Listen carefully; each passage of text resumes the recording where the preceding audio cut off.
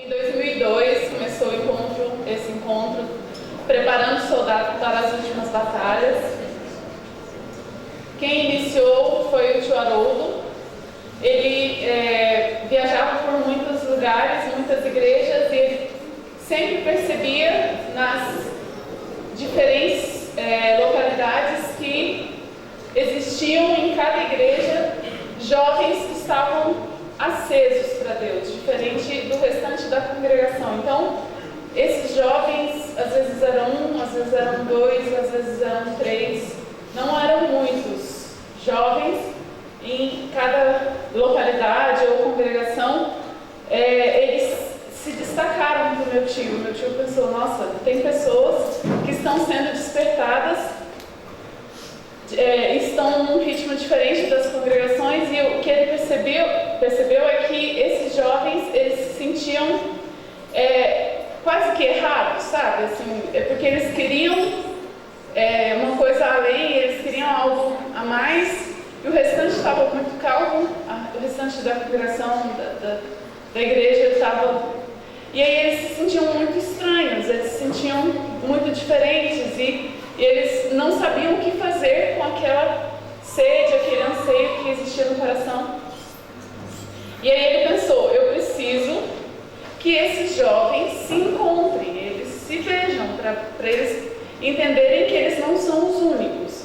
Então ele foi bem assim em cima da hora, ele decidiu por outubro, novembro de 2002, assim, bem em cima, e ele pensou assim, eu preciso de uma data que seja difícil, então uma data que seja excluente, né? Uma data que vai eliminar já o povão, assim, aquela empolgação, né? Ah, vamos para um retiro de jovens.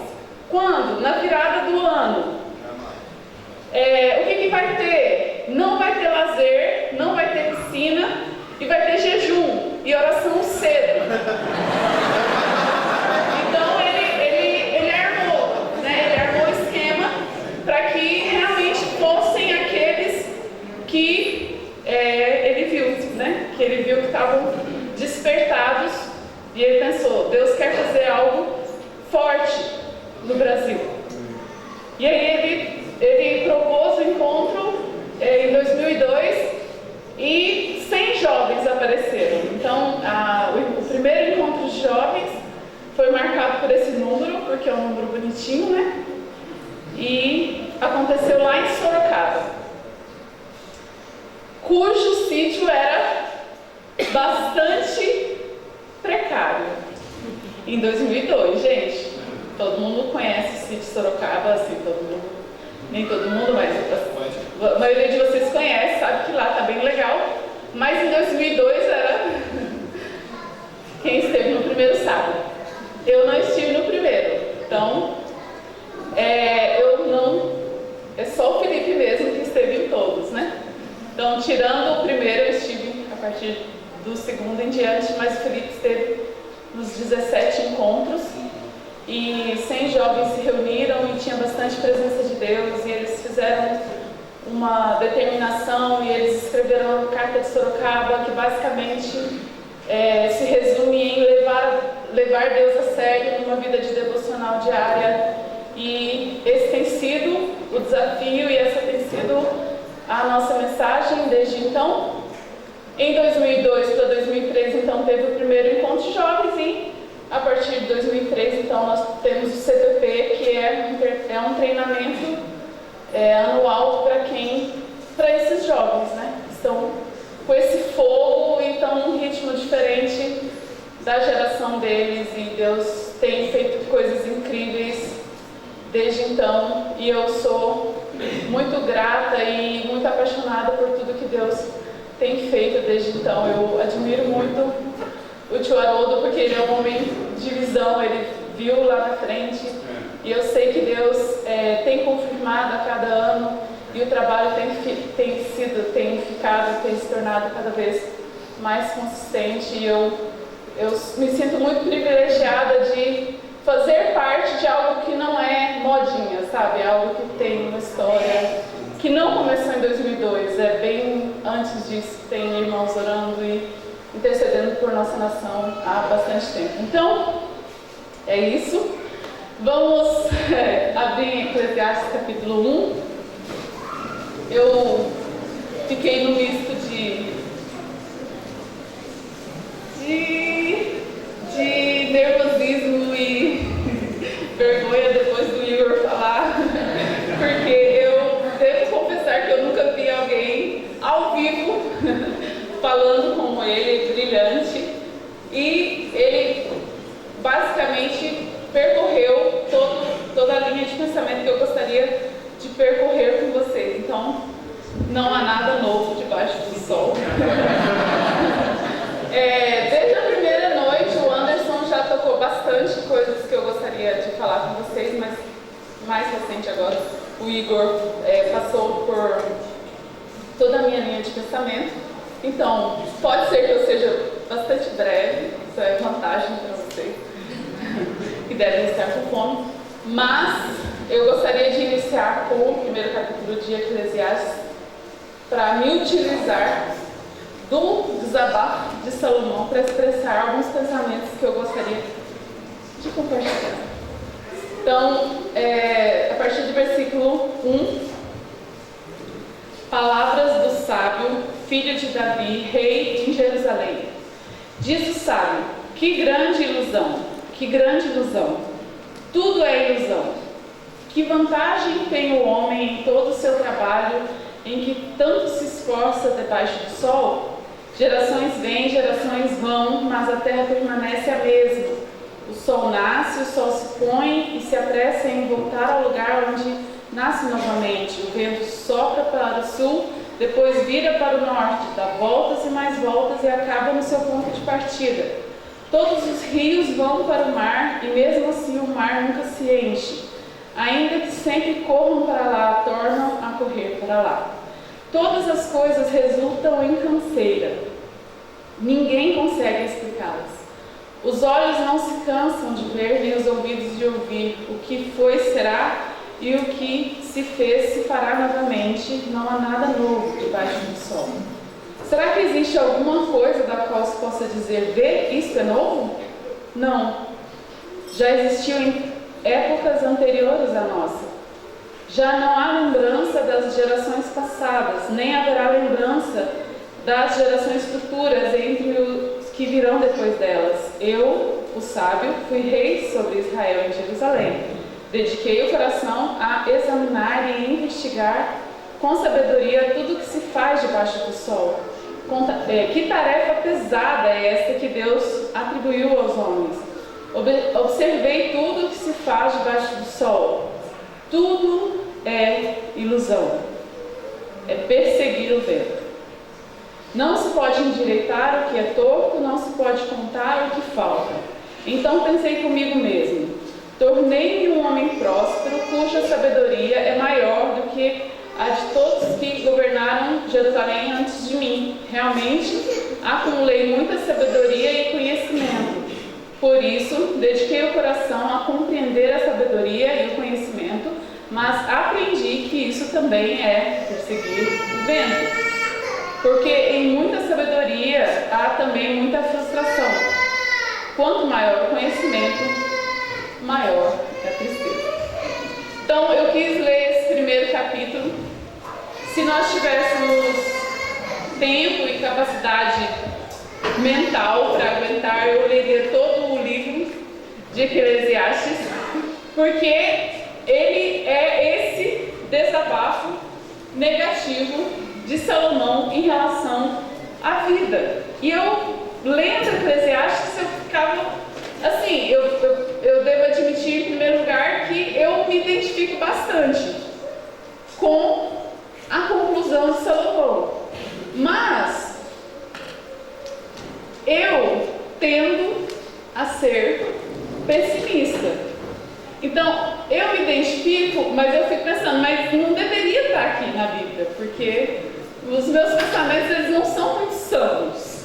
Então, não deveria ter um livro em que eu me identificasse tanto. Aí eu fiquei pensando assim, por que Deus... Porque durante a leitura eu ficava pensando assim, mas é Salomão. Salomão não é boa gente. Salomão não é alguém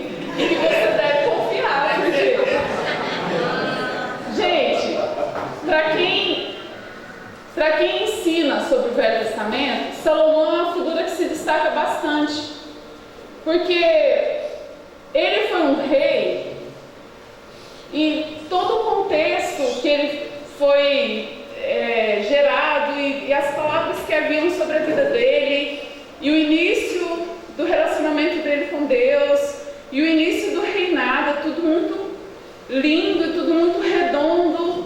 E aí, quando você percebe no decorrer da história, na narrativa da vida dele, você percebe que Salomão simplesmente vai contra tudo que Deus tinha dito lá na lei, em Deuteronômio, lá atrás, quando Moisés tinha dito como deveria ser o rei. Ele vai e pega vários dos itens, assim, quase todos, que Deus tinha dito para o rei não fazer e faz. E aí, quando ele faz isso que ele não deveria fazer, ele lança ali as sementes da divisão, da corrupção, e é muito triste. É muito triste porque você está no reinado de Davi, e o reinado de Davi é muito sublime, é a glória, é o auge. E aí Salomão pega nesse pico e ele continua. E aí, quando Israel está na sua idade áurea, Salomão faz o que ele não deveria fazer. E não é algo subjetivo, não é algo que Salomão talvez não soubesse, é algo que estava ali na lei, coisas básicas que ele não deveria ter feito. Então, Salomão erra feio e é triste, e ele vai profundo. Então, o desvio de Salomão é muito grande. Aí você olha para Salomão e fala assim: tem razão de estar escrevendo essas palavras. Aliás, eu nem sei como é que ele escreveu o provérbio. Assim, eu estou só divagando, tá, gente? Porque, obviamente, ele recebeu uma sabedoria sobrenatural de Deus e ele foi inspirado para escrever provérbios, mas Eclesiastes eu fiquei pensando, por que Deus escolheu Salomão para escrever esse livro? E aí, concluí eu que tinha que ser Salomão. Por quê? Porque Salomão experimentou intensamente de tudo o que essa vida tem para oferecer. Então, é como se assim, se essa vida fosse uma montanha, essa vida, né? Essa vida de ilusão, essa vida após o pecado, fosse uma montanha, e todos nós que nascemos, nós iniciamos a nossa escalada nessa montanha, mas aí teve um homem que ele foi até o topo dessa montanha. Então, tudo aquilo que você pode imaginar que existe de desejo no coração humano em relação ao mundo exterior, a essa vida, sexo, poder, dinheiro, fama, tudo isso que nos atrai, tudo isso que nos fascina, ele experimentou. Não pouco, ele experimentou para valer. Então ele foi até o topo dessa montanha e Deus usou ele num momento de lucidez, né? Num momento de retorno. Provavelmente Salomão tenha tido um arrependimento e nós vamos encontrar com ele na eternidade, mas ele foi usado por Deus, inspirado, para escrever esse livro para dizer: não vale a pena. Percebe?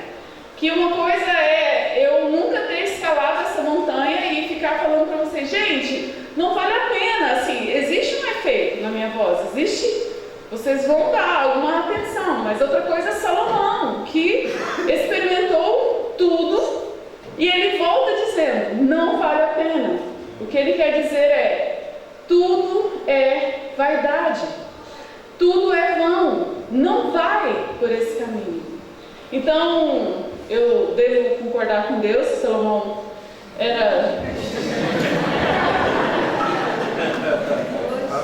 era o indicado, né, assim.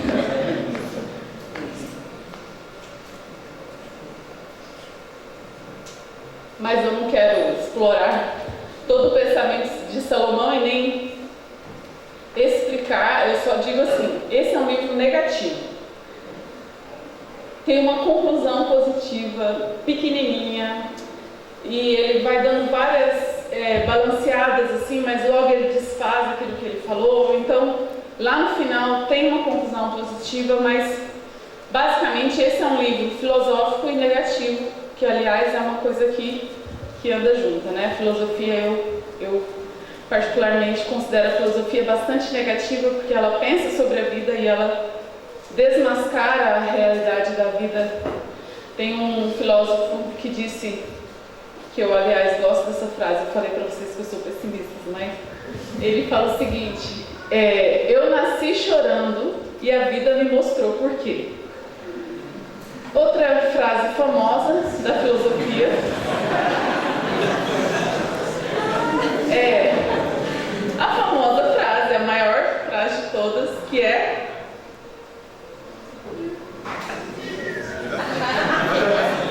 qual é a conclusão brilhante da filosofia grega?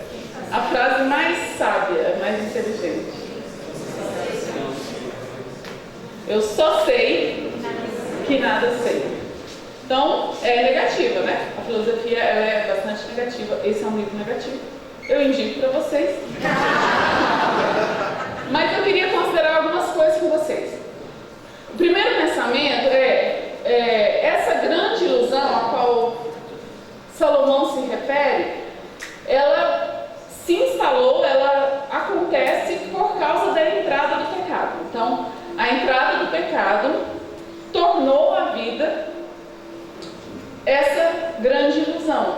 Qual seria uma outra palavra para ilusão? Sonho, devaneio, inconsistência, vaidade, né? Em algumas versões está escrito vaidade, vaidade de vaidade, tudo é vaidade. Então, é como se a vida fosse um sonho, e sonhos, eles nos deixam agoniados. De duas maneiras. Se você está tendo um sonho bom, é triste quando acorda. E se você está tendo um sonho ruim, você quer acordar logo. Ou seja, então o sonho é sempre essa agonia, assim, e a vida é essa agonia. Você tem momentos bons, você tem momentos felizes, mas quando você está tendo os momentos felizes, você já fica em alerta, assim, ó, alguma coisa vai acontecer, e sempre acontece, né? Nossas vidas, elas são definidas de problemas após problemas, né? Nós temos uma jornada de solucionar problemas e de momentos de calmaria, e a gente, nesses momentos de calmaria, a gente até fica desconfiado, assim, né? Eu lembro que no CPP, o CPP é um lugar para ter crise. O CPP é um lugar de crises. Então, você visitar o CPP, você vai ver, às vezes, gente com capuz assim, lá na entrada da chácara, sempre cuidado quando você virar para a chácara do CPP, que você pode atropelar alguém. E aí, as pessoas que às vezes não estão em crise, o que elas ficam? Elas ficam preocupadas porque elas não estão em crise.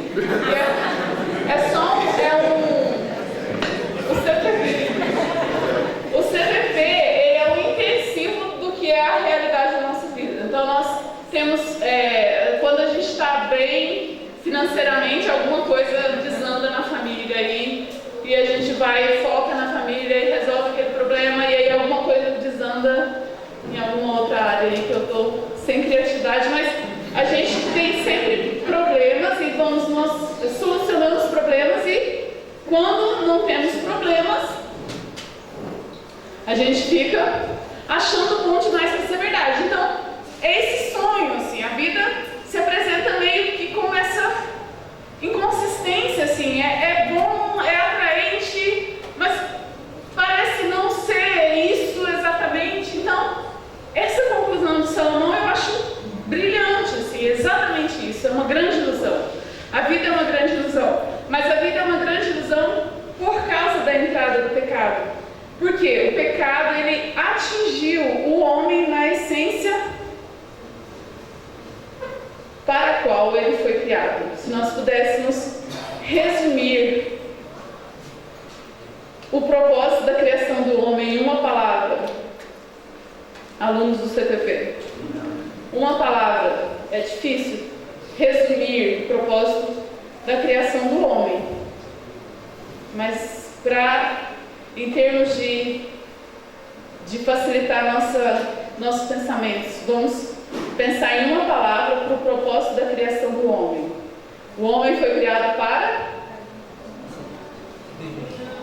comunhão, isso mesmo. Gente, tem uma matéria no CPP que chama 7 alianças.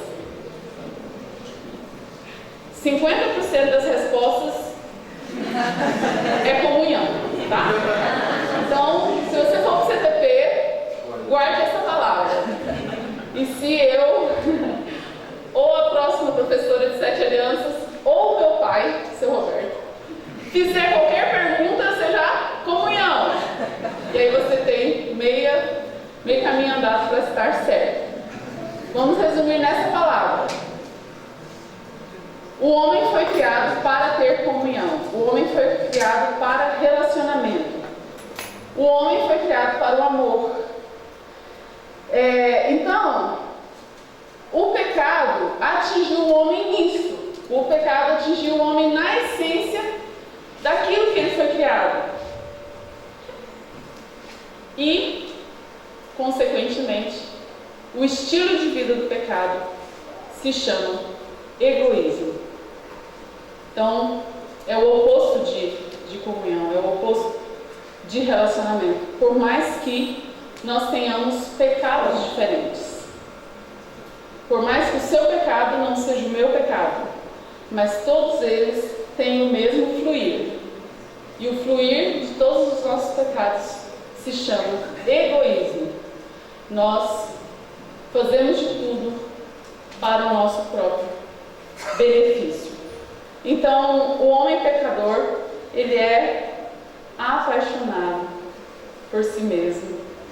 Ele é interesseiro, desconfiado e arisco.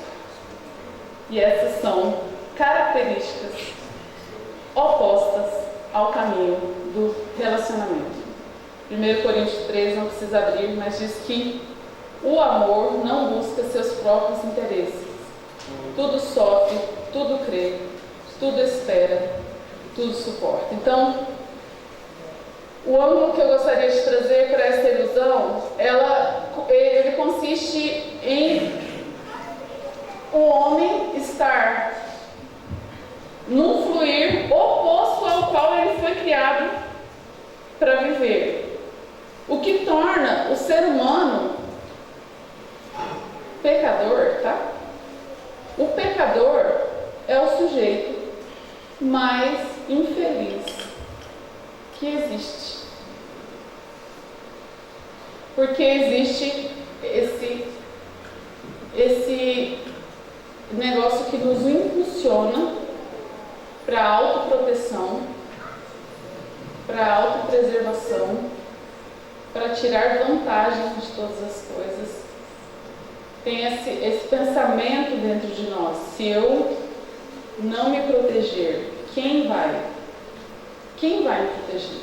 Então, é muito agudo, é muito aguçado dentro de nós esse instinto de preservação.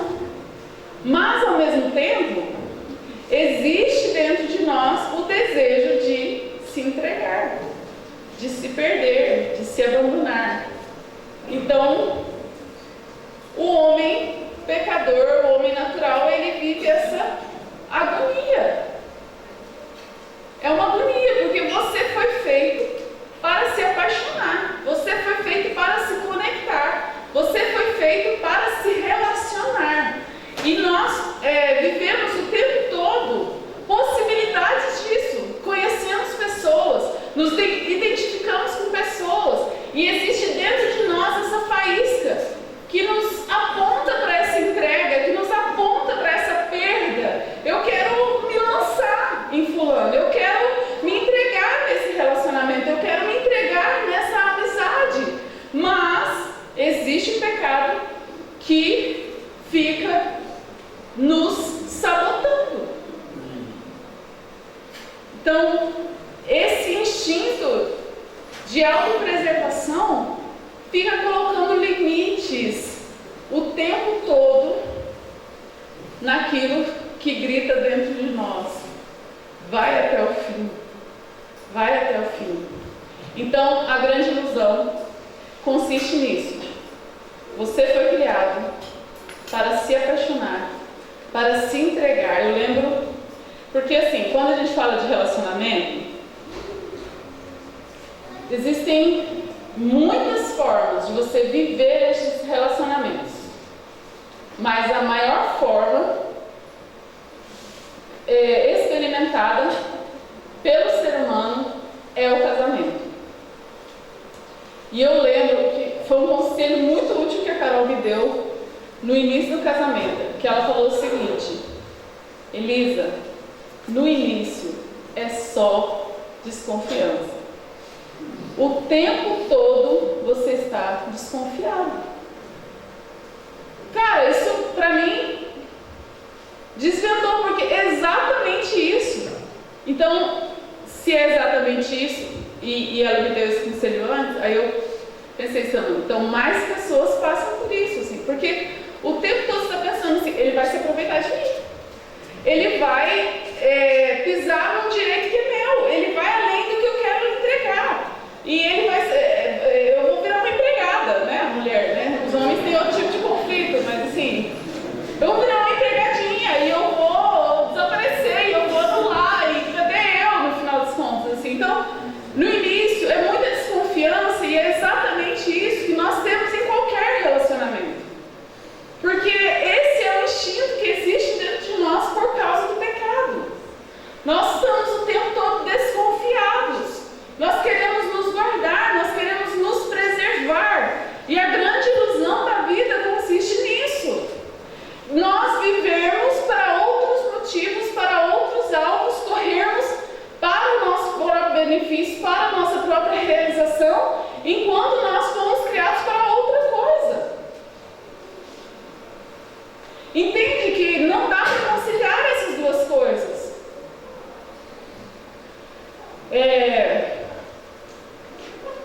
Não dá para você dar vazão para esse estilo de vida egoísta e não viver uma grande ilusão. E aí, isso aqui é a conclusão de Salomão, e faz bastante tempo, né? Ele falou isso 1000 anos antes de Cristo. E aí, nos dias de Jesus, há um outro aviso que piora essa situação. Eu gostaria que vocês abrissem comigo em 2 Timóteo capítulo 3. 2 Timóteo já é séculos depois de Salomão, mas ele está falando para frente, tá? Paulo está falando não só sobre os dias em que ele está vivendo, mas ele está apontando para os nossos dias. 2 Timóteo capítulo 3 diz o seguinte: sabe, porém, que nos últimos dias haverá tempos difíceis, pois os homens amarão a si mesmos, serão gananciosos, arrogantes, presunçosos, blasfemos, desobedientes aos pais, ingratos, ímpios, sem afeição natural, incapazes de perdoar, caluniadores, descontrolados, cruéis, inimigos do bem, traidores, inconsequentes, orgulhosos, mais amigos dos prazeres do que amigos de Deus. Então, essas características, elas descrevem exatamente esse estilo de vida, que é comum a todo pecador. Essa é a descrição do egoísmo. Essa descrição do egoísmo, ela não é privilégio apenas dos últimos dias, mas ela se intensifica nos últimos dias. E aí, se você for perceber qual é o pensamento deste século, qual é a bandeira desta geração, é exatamente esta. A bandeira é: faça aquilo que te deixa mais feliz. Isso te faz feliz? Então está valendo. Ou seja, é o individualismo, tá? É que ele se apresenta de várias formas. Tem o feminismo, tem o homossexualismo, tem várias formas em que essa bandeira se apresenta. Mas, resumidamente, ela é a bandeira do individualismo. Ela é o volume aumentado daquilo que foi introduzido na queda. O egoísmo. Você precisa tirar vantagem das coisas. Você precisa ser feliz. E isso é uma ilusão. Você percebe? Isso é uma loucura. Por quê?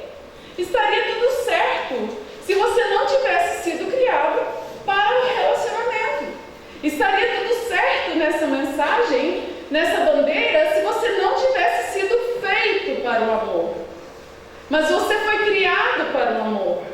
Então você não foi criado para ser feliz sozinho. Você foi criado para se relacionar. E nisso está a nossa felicidade. Então, não é que você não foi criado para ser feliz, tá, gente? Você foi criado para ser feliz. Mas o caminho não é esse que está proposto em nossa geração. Então nós precisamos, como igreja, de um despertamento em nossos mentes. Sabe por quê? Porque nós não fazemos parte dessa grande ilusão. Nós não fazemos parte disso que domina o homem pecador mais, entende? Nós fomos alcançados pelo Evangelho. Nós fomos alcançados para fora dessa tirania. Nós fomos alcançados para fora dessa ilusão. Nós fomos resgatados para um relacionamento, tanto com Deus quanto com o nosso próximo. Então, nós precisamos. Eu não vou ler a passagem, porque todos conhecem. Romanos 12, 1 e 2. Nós precisamos de renovação em nossas mentes.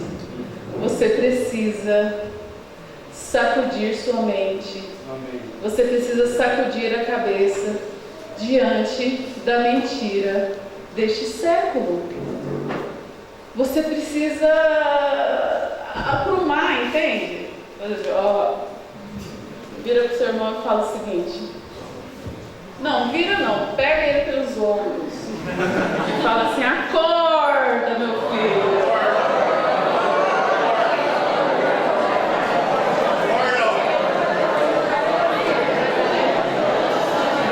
Eu acho a coisa mais triste do mundo o homem pecador. Eu acho a coisa mais infeliz do mundo, porque o problema do homem pecador, como o Igor já falou ontem à noite, não é que ele está se divertindo. O problema do homem pecador é que ele está completamente perdido em suas ambições. Por isso que eu acho tão brilhante quando Salomão fala: é tudo ilusão, é uma grande ilusão.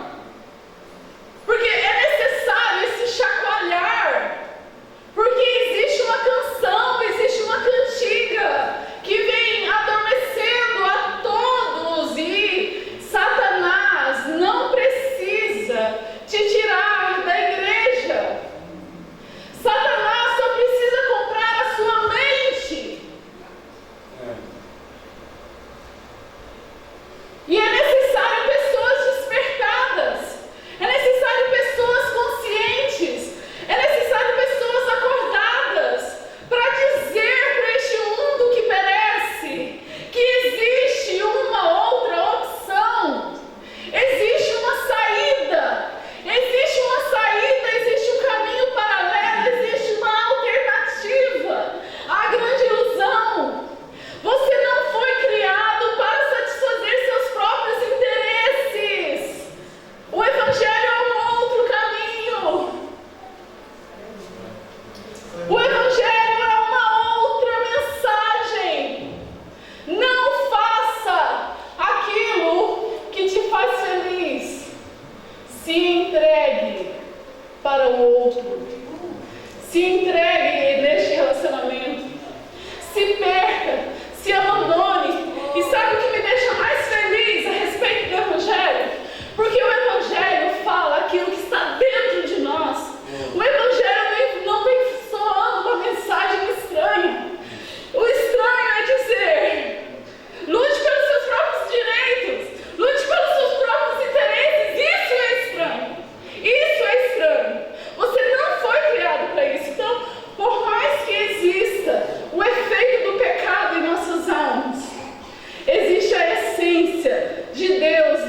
de nós. E essa essência grita por relacionamentos. Essa essência grita por entrega. Você foi criado para se abandonar. Você foi criado para se perder. Entende? Eu gosto muito daquela música, Heloísa Rosa, assim, é muito utópico, mas ao mesmo tempo é muito verdadeiro. Ela fala assim: existe um lugar que quando se perde é que se ganha. É exatamente isso. Nosso ser grita por isso, ainda que em nossa carne a gente sinta a fraqueza, em nossas mentes a gente ainda sinta a confusão, mas existe dentro de nós a essência. E claro, né, gente, existe dentro de nós agora o Espírito Santo. Então já está no ser humano, mas para você que foi alcançado pelo Evangelho, você tem o próprio Deus morando dentro de você. Então, muito mais, esse clamor está dentro de vocês. E a última passagem que eu gostaria de abrir com vocês está em Mateus, capítulo 18. Pessoal, eu acho que vocês não vão ficar com nenhum tipo de confusão, né? Porque eu não vou falar do lado do relacionamento seu com Deus, que a saída da grande ilusão está em primeiro lugar nisso. Eu não vou falar disso, mas vocês vão se lembrar disso. Eu vou falar do outro lado, eu vou falar do relacionamento com o outro, tá? Mas é só por uma questão de sentir o peso. Eu não estou sentindo peso agora de falar sobre o seu relacionamento com Deus. Talvez outros irmãos vão tocar nesse assunto, ou talvez não. Mas eu queria falar sobre esse relacionamento horizontal. E queria ler a partir do versículo 15, no capítulo 18 de Mateus, que diz o seguinte: se o teu irmão pecar contra ti, vai a sós com ele e repreende-o. Se te ouvir, ganhaste teu irmão. Mas se ele não te ouvir, leva ainda contigo mais uma ou duas pessoas, para que toda palavra se confirme pela boca de 2 ou 3 testemunhas. Se ele se recusar a ouvi-las, dize-o à igreja. E se também se recusar a ouvir a igreja, considera-o gentil e publicano. Em verdade vos digo, tudo quanto ligardes na terra terá sido ligado no céu. Tudo quanto desligardes na terra terá sido desligado no céu. Ainda vos digo mais: se 2 de vós na terra concordarem em pedir acerca de qualquer questão, isso lhes será feito por meu Pai que está no céu. Pois onde 2 ou 3 se reúnem em meu nome, ali estou no meio deles. Então Pedro, aproximando-se dele, perguntou-lhe: Senhor, até quantas vezes deverei perdoar meu irmão que pecar contra mim? Até 7 vezes? Jesus lhe respondeu: não te digo que até 7 vezes, mas até 70 vezes 7. Então eu escolhi essa passagem dentre muitas que falam a mesma coisa no Evangelho, nas palavras de Jesus, porque eu acho ela bastante rica, ela é bastante completa. E essa passagem, ela elimina muita coisa e ela nos enche o coração de muita empolgação. E eu queria falar com vocês sobre a importância de você estar inserido num contexto de igreja. E o privilégio que é isso. E a grandeza do que é a igreja. Então, a única alternativa para que você saia da grande ilusão, você não vai conseguir viver uma contracultura, você não vai conseguir viver fora dessa ilusão se não for em um contexto de igreja. Então, a igreja acontece e muita coisa que nós consideramos igreja não está na Bíblia.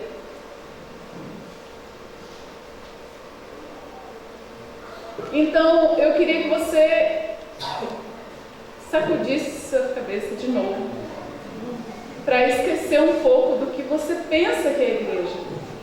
Porque o próprio Jesus falou essa palavra igreja apenas 2 vezes. E ele falou de algo muito vivo, algo muito forte e algo muito poderoso.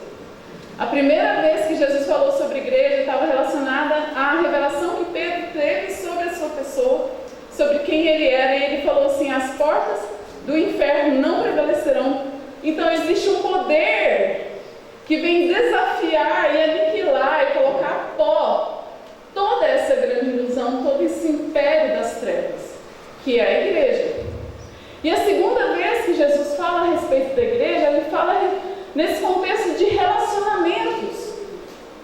Sabe por quê? Porque igreja envolve pessoas em aliança. Pessoas em aliança envolve problema.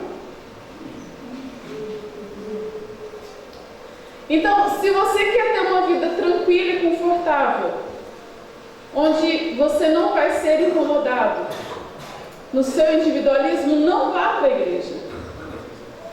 Porque se você topar esse convite de Jesus para fazer parte da igreja, aí ele já te deixa uma alerta, ele já te deixa uma meta, que é: se teu irmão pecar contra ti, ou seja, vai acontecer.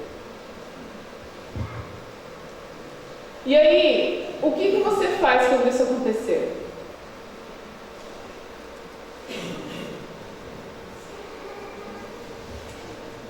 Gente, deixa eu falar, nem incomodou tanto assim, tá? Eu já, inclusive, já superei o que ele fez contra mim. Eu já tô bem. Deixa ele pra lá. Que isso? Precisa de frescura, né? Vamos viver a vida. Ele é assim mesmo, o irmão é assim mesmo. Não. Não é isso que Jesus falou. Se o teu irmão pecar contra você, chama um terceiro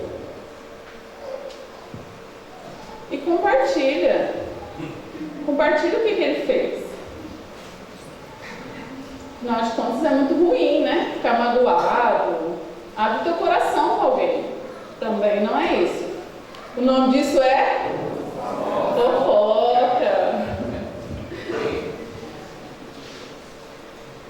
Gente, maledicência é pecado. Não só é pecado, como judicialmente é crime.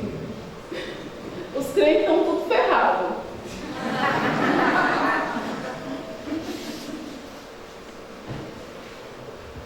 Existe uma realidade da igreja. E essa realidade não é mensurável por estrutura alguma. Porque é tão estranho quanto as pessoas que se reúnem em determinado lugar. Tão estranho. Tão estranho quanto as pessoas será a igreja. Será a cara da igreja. A igreja é esquisita. A igreja ela é incontrolável. Ela não é copiável. Ela não é mensurável. Ela é algo de doido. Porque são pessoas vivendo em aliança.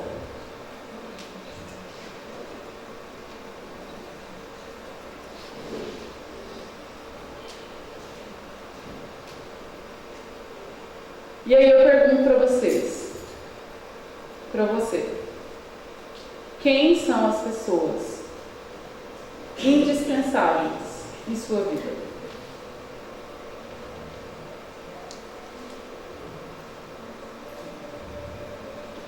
Quem são as pessoas vitais?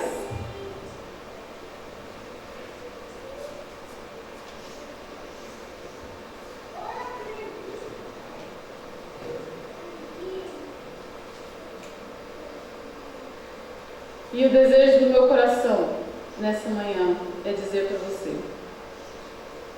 saia dessa grande ilusão. Saia da inutilidade dessa vida.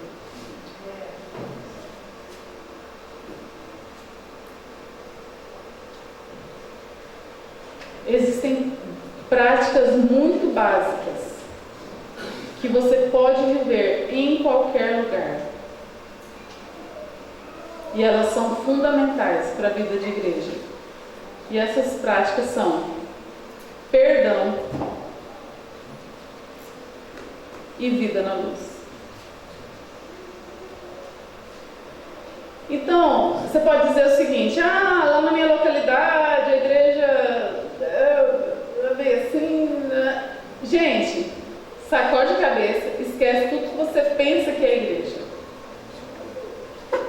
A igreja são pessoas vivendo em aliança.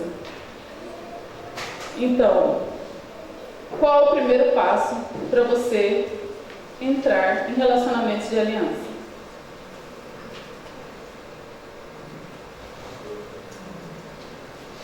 Você começa. Eu não estou organizada nos pensamentos, não, tá, gente? Não estou dando cartilha, não estou dando nenhum ensinamento, como é que fala? Doutrinado. Eu só estou querendo te cutucar. Tá?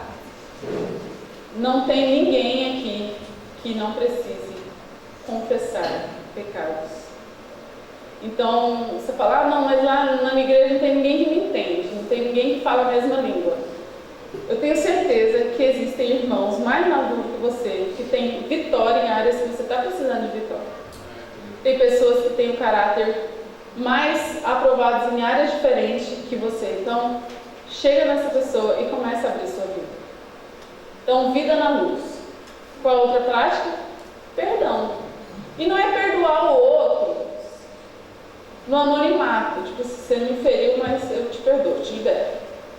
Mas você nem ficou sabendo. Não, faz esses passos. Chama o seu irmão aos sós. Fala com ele. Às vezes não é a intenção, às vezes ele fez, você está enganado. Então, tem os passos que Jesus deixou, e eles são muito simples, mas eles são muito eficazes. E era isso que eu queria falar com você.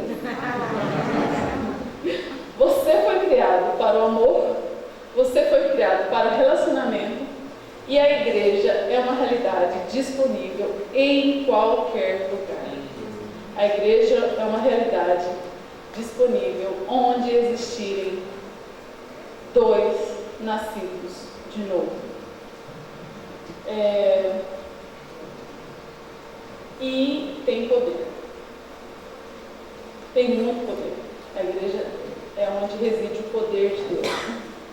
Então, eu queria que você se sentisse incentivado a viver esses relacionamentos de aliança, a expor a sua vida, a não se resguardar, a se deixar ferrar, entende? Tipo assim, eu vou perder. Qual é a garantia de que eu vou abrir a minha vida para fulana e a fulana não vai usar isso contra mim? Nenhuma. Não tem garantia nenhuma. Mas exatamente essa proposta do amor.